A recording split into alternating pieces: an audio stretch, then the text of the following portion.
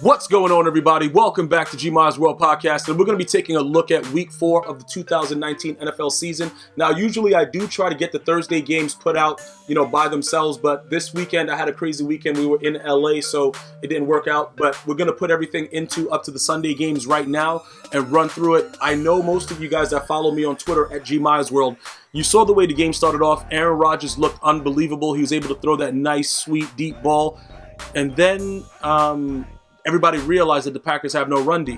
That was pretty much what happened. It wasn't really a surprise to see it all unfold, but it was very, very crazy because I was under the impression that the Packers defense was like rebuilt and ready to go, but not according to the Eagles and Jordan Howard and these boys. Like, they were just doing whatever they wanted. So pretty much that's something that the Packers are going to have to work on. Going forward, you need run D, because if a dude Carson Wentz wasn't really that comfortable to start the game, but as everything started to get a little bit more relaxed, as the run game, took off, it became something of a norm, and he just kept running the ball, and that was pretty much the biggest thing that I noticed watching the game. Aaron Rodgers at the end, obviously they went back and thought that they were the Seattle Seahawks in the Super Bowl against the Patriots, and it was a tip pick to try to tie the game, but it just didn't work out the way it was supposed to. But ultimately, the Packers need to work on their run D. Congratulations to the Eagles, because if they lose that game, it would have been really, really bad. Now, all of a sudden, once we jump to the Cowboys' loss, the NFC East is looking a little bit more interesting. The Titans and the Falcons. I've been telling you guys since 28-3 that the Falcons are a terrible team. Well, I don't know if I want to say it like that. Like, that seems like harsh, because there's a lot of decent players on the team, but Matt Ryan sucks. See, I don't know how to really put that in to words, because then I have to deal with Falcon fans that tells me, he was an MVP though, but it doesn't really matter. You see what I'm saying? The dude doesn't have clutch gene, and he knows how to take an L when he's up 28-3, so you can't coach that. That kind of stuff, that's built into you. Like, Matt Ryan is ready to lose at every single time of the day, bro. That dude sucks. Titans went in there, handled business. It was an absolute joke.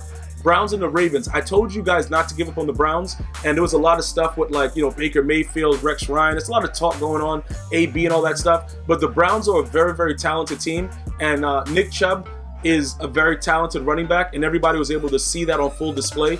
I did not expect it to turn out like this, but I did bet the Browns to win this game, so it was something that was rather magnificent to see it happen. But going forward, we have to still see exactly what the Browns are all about, because every week you're not going to get 3 rushing touchdowns from your running back. So we got to see how that continues to go. The Ravens didn't look like their normal selves. They weren't able to get away with a lot of the things that were going on, and that proved to be their demise in this actual game. They weren't able to run the ball the way they wanted, and things of that nature. So the biggest surprise was the Browns.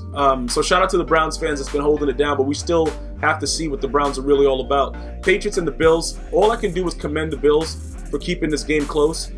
They really did a number on Tom Brady for the most part. People seem to forget that Brady is playing like he's 25 years old, and he's doing whatever he wants. But Josh Allen just can't make those mistakes when you're playing a team like the Patriots. You can't turn the ball over. And that's pretty much ultimately what went on in this game. Many people expected the Patriots to just stomp the Bills, but defensively the Bills are very, very legit. And this should be scary for a lot of the teams that have to play the Bills later. Obviously, they got to play the Patriots again, and this time it'll be at home later. But other teams that are playing the Bills, I think this kind of shows that they're not a team that's like fake with their record. Like they came in 3-0. They were a real 3-0 team, in my opinion. It's just like, they couldn't overcome a turnover, because you're playing against a Bill Belichick coach team. They don't make a lot of mistakes, so that's going to actually really deter your chances of actually winning the game. But congratulations to the Patriots, man. Them dudes are doing whatever they want. I don't know what's going on with that team. They just win and just do whatever. The Chiefs and the Lions. This game came down to the wire towards the end, rushing touchdown to kind of seal it. Patrick Mahomes made some really, really good plays, but I don't think it's about the Chiefs right now. We know the Chiefs' defense sucks, but the Lions are playing. Bro, they should have won this game. Coach Pencil is proving that he may have some knowledge of actual football, but that's not what any of this is about. We got to figure out what the Lions really are. Ever since they tied with the Cardinals, nobody knows what they are. And then you go there and you compete. Well, not go there, but the Chiefs go to you and you compete like that. That was very impressive. I expected a maximum blowout. Obviously, we did not get that. So I'm still trying to figure out what exactly the Lions are, because Matthew Stafford was doing this thing, and he has games like this, and then he has games where he'll just throw 4 picks, bro, and just be chilling in the backfield. I don't know about the Lions, man, but the Chiefs, they brought out, they were able to edge out a win in a close game, and that's part of the NFL season. So congrats to all the Chief fans, the Panthers and the Texans. If I'm the Panthers, I've been telling you guys this since Cam Newton didn't jump into the pile.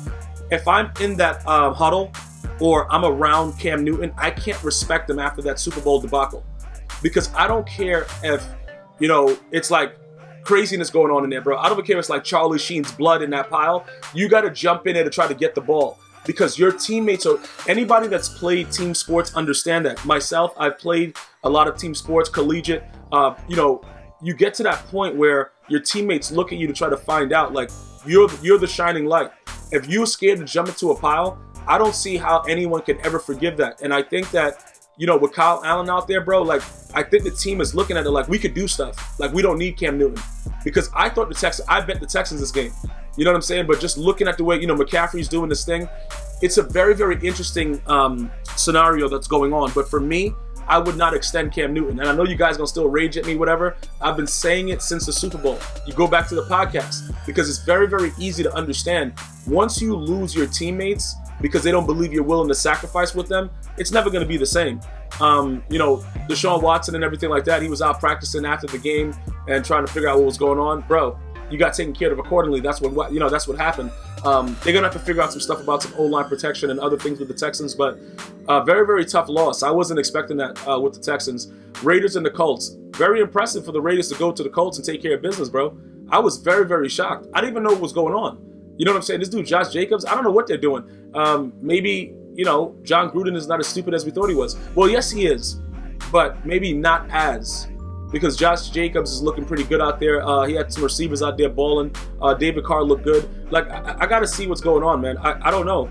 It's not David. David is his brother. It's Derek Carr, right? It's one of the Carrs. It don't really matter. Like, you know which guy I'm talking about. It's not like I really care who the guy is. I just know that he has Carr in the back of his jersey, like he's a superstar or anything. But regardless of all of that, they were able to pull out the win, and that's very, very cool for the Raiders, because pretty much everybody's used to seeing them lose. Chargers and the Dolphins, the most exciting part of this game was when it was 7-3 Dolphins, and I tweeted out, what I tweeted out about it. Like, if the Chargers managed to lose this game, I would have been very, very, like, it would have been crazy. Somebody would have cleaned up in Vegas, and it would have been real, real crazy. But I'm still fascinated that, Phillip Rivers has 19 kids, bro, and he's still able to play football on a weekly basis. I don't know how his body, generates testosterone, but you got to love Phillip Rivers.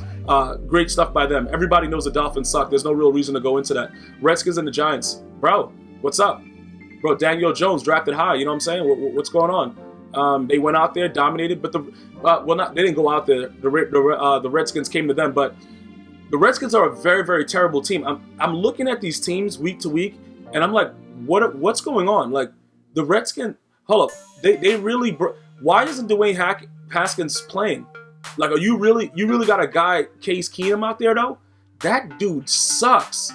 Look, man, it is what it is. For all the Redskins fans, though, we got to figure out, like, we as a people, like a community that watches the NFL, we have to figure out why teams don't just put the better player in. Now, I know Case Keenum probably has a little, the experience or whatever, but the dude's garbage. So you got to, at some point, say, you know what? This is what we got to do. And, put the other guy out there. But I'm very, very happy for the Giants, man. It's very good to see these guys win right now, post-Eli era. Because as funny as it sounds, if Eli is still playing, they don't win these games. And I can promise you that. And I don't know why. I'm just very, very confident in that statement that they would not be winning anything if Eli was still out there. So Daniel Jones is doing something right. Kudos to that guy, man. I hope they continue to win and he continues to grow as a quarterback in the National Football League. You know what I'm saying? Because it's not easy to do it, and he's out there pulling it off. The Seahawks and the Cardinals. Well, we all knew that the Cardinals are a terrible team. Pretty much, you know what I'm saying? Like, I don't really know what's going on, but did the Texans really trade Clowney? Did they? What happened with that? Like, I don't know bro, it doesn't matter. The Seahawks benefited from it, but I'm just very, very amazed the way that these teams don't realize the value of players, and then you kind of look at it and you're like, bro, why would you get rid of a guy like that? You know what I'm saying? Like, it really just changes everything. But it's pretty much, the Seahawks are out there balling. The Cardinals are doing what they can do. Larry Fitzgerald's out there hugging Jerry Rice. They're like, doing whatever, but he's a first ballot Hall of Famer. He's had to deal with a lot of stuff while he's played for the Cardinals. He's lost a lot of his prime years. I think after Kurt Warner left, it was pretty much downhill from there, right? I have to go back and look at it, but he's a first ballot Hall of Famer. That dude walks around with nothing but class, and that's all you can really talk about when you talk about the Cardinals. Other than that, that team's been horrific for a while. But we have to wait to continue to see what the Seahawks are able to do going forward. But I don't think anybody thought that this would be a game, so there's really no reason, no reason to like dive into it. It was just like a back and forth, watching different games and just knowing that they were going to lose. That type of feel, and there was no shot in the world that they would ever win if you're the Cardinals. But it is what it is. When you look at the Buccaneers beating the Rams, let me just tell you what the amazement was. Okay, Jameis Winston, right? I don't know what I'm going to get from him week to week, and this dude will throw 19 picks in like 2 minutes in some games, and you're just like, why is he an NFL quarterback? And then he'll play games like this, and then you're like, okay, that's why he's an NFL quarterback, but is he going to continue this? I don't know if it's like a Jekyll and Hyde thing that goes on with him, but he's not a guy that he's not consistent. Like the next game, the Bucs are probably going to lose by like 70. You know what I'm saying? But you'll go there and beat on the Rams. But the one thing that I have to continue to tell you guys this. Jared Goff is trash, and Gurley, I don't know what he's doing, but he benefited a lot of running backs, so I'm not mad at him for getting that huge contract, but he's showing that, I don't like to use the excuse that he's hurt, but I don't know, man. I don't know what's going on with the team. You know what I'm saying? Like, you got a number one defense. You go out there and you're just getting bodied. Like, Mike Evans is just like, yo, what's good? Who's DMing me? Oh, one-on-one? Okay, let me get this. Like, it was a very, very wild situation. But again, that's the way the NFL goes, and that's the way the seasons usually transpire, and that's why people lose so much cash. You know what I'm saying? That's why Vegas is always building new parts of their whole thing, because people bet on games like this. The Vikings and the Bears. What was interesting about this game, Adam Thielen actually said at some point, we got to be able to throw the football.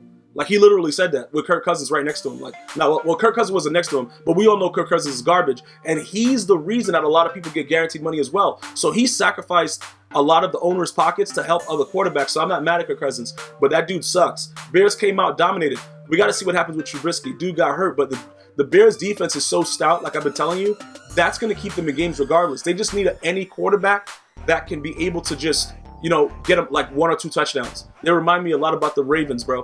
When they were winning with Ray Lewis on those 2 championship teams. Just go out there and just give me a little bit of something, and that's it. Bro, the Winshew magic is real. Leonard Fournette, 225 rush yards, career high. That was beautiful, but it's all about the Winshew magic. Broncos are terrible. Joe Flacco has sucked for years, and John Elway has no idea what he's doing, with the exception of Peyton Manning when trying to recruit quarterback talent. Cowboys and the Saints. Let's just get right down to the nitty-gritty. The Cowboys were supposed to win this game. They lost to Teddy Bridgewater. They suck. What's that? Jason Garrett. Looking at his face makes me want to throw up every single snap. So I don't know how much longer they're going to keep him. I don't even know if it's his fault. I don't know what's going on. Just watching the game, everything comes back to Jason Garrett. Like, you just look at his face, he's just clapping, or he's just looking really, really ridiculous. You're like, yo, hold on, that guy's getting paid how much to do that? Like, I could do that. Like, can they hire me to do this? Either way, though, kudos to the Saints for being able to pull this out, because it was a very conservative game. Obviously, 12-10, very, very low scoring, and they were able to do it. And like I said, again, winning these close ones is what brings out the champions later in the year. So shout out to all the Saints fans, man. Who dat all day long. The Cowboys, we're going back down that choke city. You know what I'm saying? The Eagles won 2-2, you 3-1. All of a sudden, everything has changed. I want to thank everybody for watching and listening, whether it's iTunes, Android, iHeartRadio, or Spotify. I want you guys to be back here tomorrow to join me for the most recent one with Monday Night Football. Enjoy your day. One love.